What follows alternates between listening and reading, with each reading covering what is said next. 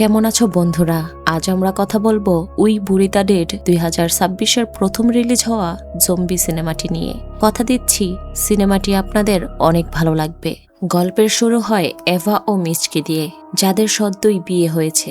বিয়ের কিছুদিন পর এভা টিভিতে একটি খবর দেখে ভীষণভাবে আতঙ্কিত হয়ে পড়ে এবং বারবার মিচকে ফোন করতে থাকে। সে মিচকে ভয়েস মেসেজ দেয়, আমি অনেকক্ষণ ধরে তোমাকে ফোন করছি, তুমি ঠিক আছো তো?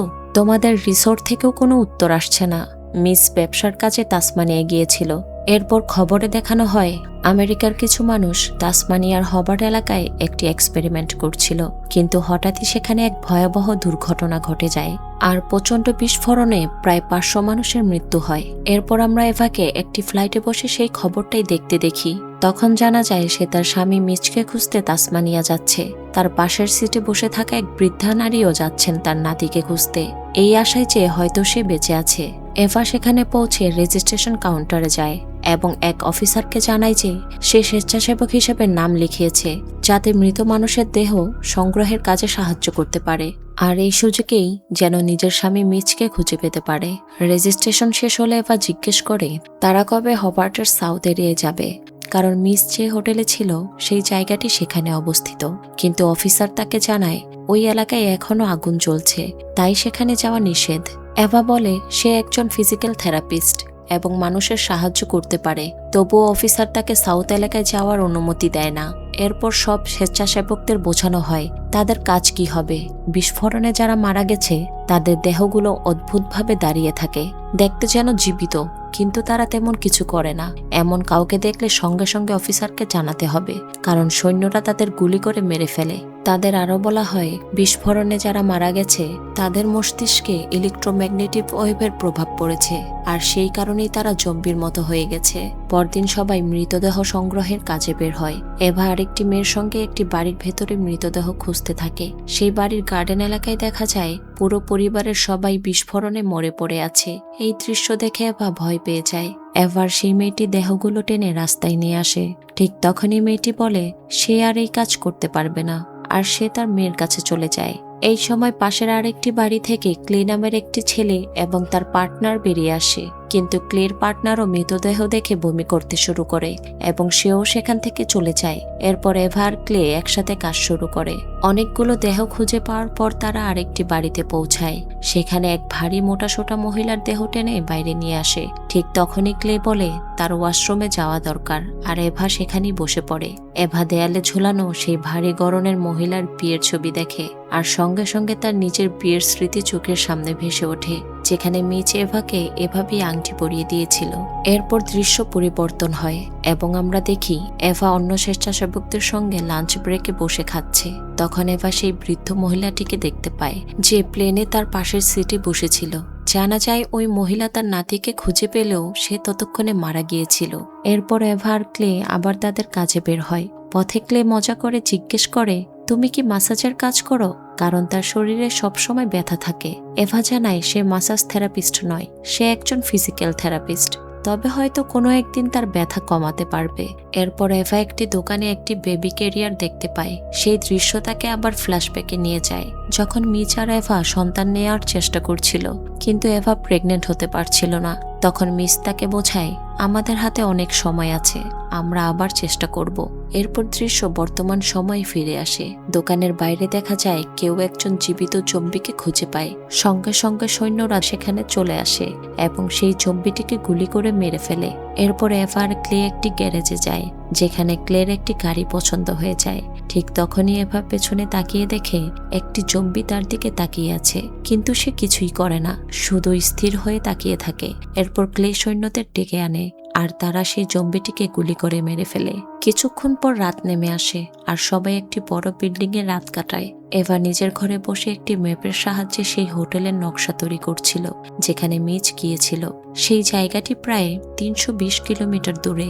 এভা সেই রাতেই বেরিয়ে যাওয়ার চেষ্টা করে, কিন্তু এক মহিলা অফিসার তাকে দেখে ফেলে এবং জিজ্ঞেস করে তুমি কোথায় যাচ্ছ।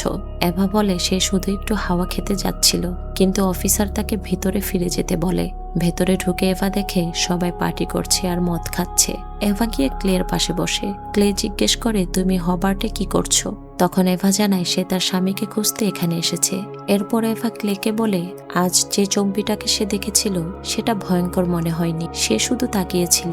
ক্লে তখন প্রশ্ন করে যদি মিচো জম্বি হয়ে যায় তাহলে তুমি কি করবে? এই কথা শুনে এভা শুধু গুড নাইট বলে সেখান থেকে চলে যায়। এরপর দৃশ্য বদলে যায়, দেখা যায় এভা আর ক্লে একটি বাড়িতে মৃতদেহ খুঁজছে। হঠাৎ করে একটি জম্বি দৌড়ে আসে, কিন্তু সেটা আসলে এভার স্বপ্ন ছিল। পরদিন তারা আবার একটি গ্যারেজে মৃতদেহ খুঁজতে যায়। সেখানে দেখা যায় অনেক মানুষ পার্টি করার সময় বিস্ফোরণে মারা গেছে। সেখানে ক্লে একটি মোটর বাইক খুঁজে পায় এবং বলে সে এটি বাড়ি নিয়ে যাবে। এভা ক্লেকে জিজ্ঞেস করে তুমি কি আমাকে এই বাইকে করে সাউথ এরিয়ায় নামিয়ে দিতে পারবে? এতে করে তোমারও বাইক চালানোর ইচ্ছেটা পূরণ হয়ে যাবে। ক্লে রাজি হয়ে যায় এবং পেট্রোল জোগাড় করতে চলে যায়। ঠিক সেই সময় এভা আরেকটি জীবিত জম্বিকে দেখতে পায়, যে আয়নার সামনে দাঁড়িয়ে নিজের দাঁত জোরে জোরে ঘষছিল। এভা সেখান থেকে সরে যায়। এরপর দুজনেই বাইক নিয়ে রওনা দেয়। রাস্তায় একটি মিলিটারি গাড়ি আসতে দেখলে তারা বাইক থামিয়ে লুকিয়ে যায়। ঠিক তখনই এভার পেছন থেকে একটি জম্বি দৌড়ে এসে আক্রমণ করে, কিন্তু মিলিটারিরা তাদের গাড়ি থেকে জম্বিটিকে গুলি করে মেরে ফেলে। বন্ধুরা, এটাই ছিল প্রথম জম্বি যে রাগ প্রকাশ করেছিল। এতে আমাদের ধারণা হয় সময়ের সাথে সাথে জম্বিগুলো আরো বেশি আক্রমণাত্মক হয়ে উঠেছে। এরপর এভার ক্লে আবার এগিয়ে যায়। ক্লে অ্যাম্বুলেন্সগুলোর ভেতর থেকে একটি মাস্ক খুঁজে নেয়, কারণ সাউথ এরিয়ায় আগুন লেগে আছে এবং সেখানে পরিষ্কার বাতাস নেই। কিছু দূর যাওয়ার পর তারা একটি ছোট হোটেলে থামে। ম্যাপ দেখে তারা বুঝতে পারে এখন মাত্র 19 মাইল, মানে প্রায় 30 কিলোমিটার পথ বাকি। দুজনেই একটু বিশ্রাম নেয়। ক্লের শরীরে ব্যথা শুরু হলে এভা তাকে মাসাজ করে দেয়, কারণ সে গত 6 বছর ধরে একজন ফিজিক্যাল থেরাপিস্ট। এরপর এভা মিচের সম্পর্কে জানায় সে রিনিউয়েবল রিসোর্স সেক্টরে কাজ করত এবং বিভিন্ন মিটিংয়ের কারণে নানা জায়গায় যেতে হতো, আর সেই কারণে সে তাসমানিয়া এসেছিল। এই কথোপকথনের মাঝেই আমরা দেখি এভার পেছন থেকে একটি জম্বি রাগে ফুঁসতে ফুঁসতে তাদের উপর আক্রমণ করতে আসে। ঠিক তখনই রাইলি নামের এক সৈনিক সেখানে এসে পৌঁছায় এবং জম্বিটিকে গুলি করে এভার ক্লেকে বাঁচায়। রাইলি জিজ্ঞেস করে তোমরা দুজন এখানে কি করছো? এটা তো রেস্ট্রিক্টেড এরিয়া। এভা জানায় তারা মৃতদেহ খুঁজতে এসেছে আর সে তার স্বামীকেও খুঁজছে। রাইলি ক্লেকে জিজ্ঞেস করে তুমি কি করছো? ক্লে মজা করে বলে আমি ওর ড্রাইভার। এরপর রাইলি বলে তাকে এই জম্বির বিষয়ে রিপোর্ট করতে হবে। সে এভাকে সেখানেই অপেক্ষা করতে বলে এবং এভাকে একটি বন্ধ করে আটকে রেখে ক্লেকে নিজের সঙ্গে নিয়ে চলে যায়। তখন এভা সেখানে বসে মিচকে কল্পনা করে। সেখানে দেখা যায় এভা বাথটাবে বসে আছে। ঠিক তখনই মিচ বাড়ি ফিরে এসে বলে আমি তোমাকে কল করেছিলাম, তুমি ফোন ধরোনি কেন?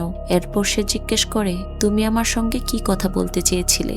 এরপর দৃশ্য কেটে যায়। কিছু সময় পরে রাইলি ফিরে আসে এবং এভাকে জানায় যে ক্লে পালিয়ে গেছে। এটা শুনে এভা ভয় পেয়ে যায় এবং ভাবতে থাকে ক্লে কি সত্যি পালিয়েছে নাকি রাইলি তার সঙ্গে কিছু করেছে। এরপর রাইলি এভাকে আবার মিলিটারি ক্যাম্পে নিয়ে যায়। রাত হয়ে যায়। রাইলি বলে কাছে একটি ফার্ম আছে যেখানে সে থাকে আর তার ফ্রিজারে কিছু মাংস আছে, সেগুলো তারা খেতে পারে। এবার রাইলির ব্যাপারে কিছুটা ভয় পেতে থাকে, তবুও তারা দুজন সেই বাড়িতে বসে খেতে শুরু করে। রাইলি জানায় তার বাবাও আর্মিতে ছিলেন। তখনই এভা পেছনে একটি ফটো স্ট্যান্ডে দেখতে পায় যেখানে রাইলি ও তার স্ত্রীর ছবি ছিল। তখন এভা বুঝতে পারে এটা কোনো সাধারণ ফার্মারের বাড়ি নয়, এটা রাইলির নিজের বাড়ি। তখন রাইলি জানায় তার স্ত্রীর নাম কেটি। সে প্রেগনেন্ট ছিল এবং তার প্রথম সন্তান আসতে চলেছিল, কিন্তু ঠিক তখনই সেই ভয়াবহ বিস্ফোরণ ঘটে যায়। রাইলি আরো বলে সে সময় সে অন্য জায়গায় ডিউটিতে ছিল। ফিরে এসে সে দেখে তার স্ত্রী রান্নাঘরে ব্রেকফাস্ট বানাচ্ছিল আর সেই মুহূর্তেই বিস্ফোরণে তার মৃত্যু হয়। তখন রাইলি বলে আমি আমার স্ত্রীর সঙ্গে ডান্স করতে চেয়েছিলাম, কিন্তু সে মারা যাওয়ায় আমার সেই ইচ্ছেটা আর পূর্ণ হলো না। এভা সহানুভূতি দেখিয়ে বলে তোমার সঙ্গে এমনটা হয়েছে ভেবে আমি খুব দুঃখিত। এরপর এভা জিজ্ঞেস করে আমরা এখান থেকে কবে বের হব? তখন রাইলি বলে তার আগে তোমাকে একটি কাজ করতে হবে। দৃশ্য পরিবর্তন হয় আর আমরা দেখি এভা কেটির পোশাক আর পারফিউম পরে নিচ্ছে, কারণ রাইলি বলেছিল যদি তুমি আমার সঙ্গে একটা গানের তালে নাচো তাহলে আমি তোমাকে যেতে দেব। রাইলি এভাকে আরো বলে কেটির মতো দেখাতে হলে তার আংটিটাও পরতে হবে যাতে সে একেবারে তার মতো লাগে। কিন্তু এভা নিজের আংটিটি খুলতে চাইছিল না, কারণ সেটাই ছিল মিচের শেষ স্মৃতি। এরপর এভা বাইরে আসে। রাইলি মিউজিক চালায় এবং এভার সঙ্গে ধীরে ধীরে নাচতে থাকে যাতে সে তার মৃত স্ত্রীর স্মৃতিটা আবার নতুন করে অনুভব করতে পারে। এই সময় এভারও মিচের সঙ্গে নাচের একটি স্মৃতি মনে পড়ে যায়। তখন দেখা যায় রাইলি এবার হাতের দিকে তাকিয়ে বলে, তুমি কেটির আংটি পরোনি কেন? আমাদের এই নাচটা আবার করতে হবে। কিন্তু এভা বলে, তুমি তো নাচতে চেয়েছিলে, আমি নেচেছি, এখন আমাকে যেতে দাও। রাইলি আবার এভাকে কেটির আংটি পরতে বলে, কিন্তু এভা স্পষ্টভাবে অস্বীকার করে এবং জানায় সে নিজের আংটি খুলবে না। ঠিক তখনই এভা পাশে পড়ে থাকা একটি ছোট স্ট্যাচু তুলে নিয়ে রাইলির মাথায় আঘাত করে এবং পাশের ঘরে দৌড়ে পালায়। এই সময় আমরা দেখতে পাই বিছানার ওপর রাইলির স্ত্রী কেটি জীবিত। সে গর্ভবতীও, কিন্তু জম্বিতে পরিণত হয়েছে, অর্থাৎ রাইলি এভাকে সবসময় মিথ্যা বলছিল। এরপর এভা জানালা ভেঙে বাইরে বেরিয়ে আসে। সে রাইলির গাড়িটি দেখতে পায়, কিন্তু গাড়ির চাবি ঘরের ভেতরেই রয়ে যায়। বাধ্য হয়ে এভা আবার চাবি নিতে ফিরে আসে, কিন্তু চাবিটি নেয়ার আগেই রাইলি তাকে দেখে ফেলে। এভা দ্রুত ফার্ম হাউসের একটি ঘরে লুকিয়ে পড়ে, আর রাইলিও তার পেছনে পেছনে সেখানে চলে আসে এবং বলে, এখানে লুকানোটা তোমার জন্য সেফ হবে না, তাই প্লিজ বাইরে চলে আসো, নয়তো তুমি মারা যাবে। তখনই এভা সেখানে দেখে রাইলি অনেকগুলো জম্বিকে বেঁধে রেখেছে এবং তাদের উপর এক্সপেরিমেন্ট চালাচ্ছিল। সম্ভবত সে তার স্ত্রীকে আবার মানুষে ফিরিয়ে আনার চেষ্টা করছিল। এসব দেখে ভয়ে এভা দ্রুত বাইরে বেরিয়ে আসে। এভা নিজের আংটি খুলে লুকিয়ে ফেলে এবং রাইলির স্ত্রীর মতো আচরণ করতে থাকে। সে জিজ্ঞেস করে, তুমি কি আমার আংটি দেখেছ? এই মুহূর্তে স্পষ্ট হয়ে যায় রাইলির মানসিক অবস্থা পুরোপুরি স্বাভাবিক নয়। রাইলি এভাকে বাইরে নিয়ে যায় এবং তাকে জড়িয়ে ধরে। ঠিক তখনই এভা যে আগে থেকে একটি ছুরি লুকিয়ে রেখেছিল সেটি দিয়ে রাইলির গলায় আঘাত করে। রাইলি সেখানেই মারা যায়। এভা চাবি নিয়ে দ্রুত সেখান থেকে বেরিয়ে আসে। গাড়ি স্টার্ট দিতেই সামনে দাঁড়িয়ে থাকে রাইলির জম্বি স্ত্রী কেটি, যে গর্ভবতী অবস্থায় ছিল। কিন্তু এভা তার কোনো ক্ষতি করে না, দ্রুত সেখান থেকে চলে যায়। এরপর সে বসে তার পুরনো স্মৃতি মনে করতে থাকে। সেখানে দেখা যায় মিচ কাজের জন্য তাসমানিয়া যাচ্ছিল, আর এভা কাঁদতে কাঁদতে বলছিল, যেও না। এই বিষয় নিয়েই তাদের ঝগড়া হয়েছিল। তখন মিস বলেছিল, আমি ফিরে আসব, তারপর কথা বলবো। পরদিন এভা বেশ অনেকটা দূরে চলে এসেছিল। এভা একটি কুড়াল নিয়ে হেঁটেই এগোতে থাকে, কারণ রাস্তাগুলো বন্ধ করে দেয়া হয়েছিল। ঠিক তখনই পেছন থেকে একটি জম্বি এভার দিকে ছুটে আসে। এভা কোনো মতে সে কুড়ালটি দিয়ে জম্বিটির মাথায় আঘাত করে নিজেকে বাঁচিয়ে নেয়। রাতে এভা এখানেই থাকার সিদ্ধান্ত নেয়। সে একটি মিনি ভ্যান দেখতে পায়, কিন্তু সেই ভ্যানের ভেতরে থাকা পুরো পরিবারের সবাই মারা গিয়েছিল। এভা সেই মৃতদেহগুলো বাইরে ফেলে নিজেই সে ভ্যানের ভেতরে শুয়ে পড়ে। কিন্তু রাতে কিছু আওয়াজ শুনে এভার ঘুম ভেঙে যায়। সে বাইরে গিয়ে দেখতে পায় ওই 3 মৃতদেহের পরিবারের একজন এখনো বেঁচে ছিল এবং সে কুড়াল নিয়ে কবর খুঁড়ছিল।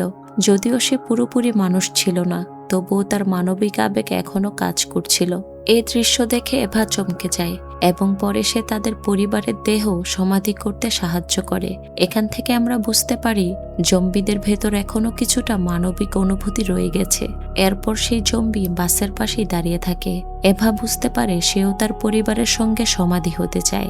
এভা তার মাথায় জোরে আঘাত করে এবং জম্বিটি মারা যায়। পরে এভা তার পরিবারের সঙ্গে তাকে সমাধি দেয় এবং এই পরিবারের ছবি কবরের ওপরে রেখে দেয়। পরের দিন সকালে এবার সেই রিসোর্টে পৌঁছায়। সে ভেতরে ঢুকে দেখে রিসোর্টে থাকা সব মানুষ মারা গিয়েছে এবং বিস্ফোরণের সময় তারা ঠিক যেই পজিশনে ছিল সেই পজিশনে মরে পড়ে আছে। কিন্তু সেখানে একটি মহিলা তখনও বেঁচে ছিল। সে এখন পুরোপুরি জম্বিতে পরিণত হয়ে গিয়েছে। এভা জম্বিটিকে ইগনোর করে তার স্বামীকে খুঁজতে থাকে। কিছুটা খোঁজাখুঁজি করার পর এভা একটি রুম খুঁজে পায় যেখানে ডু নট ডিস্টার্ব লেখা ছিল। রুমের দরজা খুলে সে দেখে তার স্বামী মিচ মারা গেছে। এভা খুব কষ্ট পায়। এভা তার কাছে গিয়ে হ্যালো বলে এবং লক্ষ্য করে রুমে 2টি ওয়াইন গ্লাস রাখা। এভা বাথরুমে রাখা মিচের বিয়ের আংটিটিও দেখে, যেটি সে খুলে রেখেছিল। সঙ্গে একটি মেয়ের আইডি কার্ডও পায়। এভা বুঝতে পারে মিচ এখানে তার শেষ সময়ে কোনো মেয়ের সঙ্গে রোমান্টিক মুহূর্ত কাটিয়েছিল, মানে তার হাজব্যান্ড লয়াল ছিল না। এভা এসব ভেবে খুব ভেঙে পড়ে। সে মিচের কাছে গিয়ে বলে, তুমি আমার সাথে এমন কেন করলে? প্লিজ আমাকে উত্তর দাও। আমার ভালোবাসায় কি কোনো কমতি রয়ে গিয়েছিল? তুমি এভাবে যেতে পারো না, আমাদের কথা শেষ করতে হবে। এসব বলে সে কাঁদতে শুরু করে। ঠিক তখনই ক্লে সেখানে চলে আসে। তখনই জানা যায় সে রাইলি থেকে পালিয়ে বেঁচে গিয়েছিল এবং এভার আগেই সে এখানে এসে পৌঁছে গিয়েছিল। এরপর ক্লে ও এভা সমুদ্রের তীরে বসে কথা বলতে থাকে। ক্লে জানায়, আমার সেই মিলিটারি রাইলির ওপর সন্দেহ হচ্ছিল। সে আমাকে মেরে ফেলতে চেয়েছিল, তাই আমি সেখান থেকে পালাতে বাধ্য হয়েছি। এরপর এভা জানায় আমাদের কোনো সন্তান ছিল না, তাই আমি মিচকে আইভিএফ করার কথা বলেছিলাম, কিন্তু মিচ বলেছিল তাদের কিছু সময় দেওয়া উচিত এবং স্বাভাবিকভাবেই চেষ্টা করা উচিত। তখন ক্লে তাকে এখন আর এসব নিয়ে কষ্ট পেতে বারণ করে এবং এভার স্বামীর মৃতদেহটি একটি নৌকার মধ্যে রেখে সেই নৌকাটি ভাসিয়ে দেয়। এরপর ক্লে এবং এভা পুরো 2 দিন সেই রিসোর্টেই কাটায়। রাতের বেলা তারা দুজন পার্টি করতে শুরু করে, মদ খায় এবং সুইমিং পুলে সময় কাটায়। ঠিক তখনই একটি জম্বি সেখানে চলে আসে। এভার আগে সেই জম্বিটিকে ব্যাট দিয়ে মারতে মারতে থেতলে ফেলে, কারণ সে তখন ভীষণ রেগেছিল। তখন ক্লে বলে আমাদের এখান থেকে চলে যাওয়া উচিত। পরদিন সকালে এভা আর ক্লে সেখান থেকে বেরিয়ে পড়ে। পথে এভা লক্ষ্য করে তাদের সামনে একটি জম্বি দাঁড়িয়ে আছে। এটি রাইলের স্ত্রী কেটি, যে কিনা প্রেগনেন্ট ছিল, কিন্তু এখন তার পেটে কোনো সন্তান নেই। হয়তো সে তার সন্তানটিকে জন্ম দিয়েছে। এভা লক্ষ্য করে জম্বিতে পরিণত কেটি একটি ভাঙা বাড়ির দিকে তাকিয়ে আছে এবং সে একটি বাচ্চার কান্নার শব্দ শুনতে পায়। তখন এভা বুঝতে পারে সম্ভবত শিশুটি সেই বাড়িতেই থাকতে পারে। এভা দৌড়ে সেখানে যায় এবং দেখে কেটির সন্তান জীবিত আছে। সে কোনো জম্বি নয়, বরং পুরোপুরি হেলদি ছিল। বাচ্চাটিকে দেখে এভা তার জীবনের একটি লক্ষ্য খুঁজে পায়। সেই বাচ্চাটিকে নিয়ে নিজের সন্তানের মতো লালন পালন করবে। বন্ধুরা, এভাবেই হ্যাপি এন্ডিং এর মধ্যে দিয়েই উই বুড়ি দ্য ডেড 2026 শেষ হলো। যদি তোমরা গল্পটি পছন্দ করো, লাইক দিতে ভুলো না এবং সাবস্ক্রাইব করে চ্যানেলের সাথেই থাকো। পরবর্তী সিনেমার রহস্যময় অভিযানে তোমাদের আবারও স্বাগত জানিয়ে আজকের মতো বিদায় নিচ্ছি।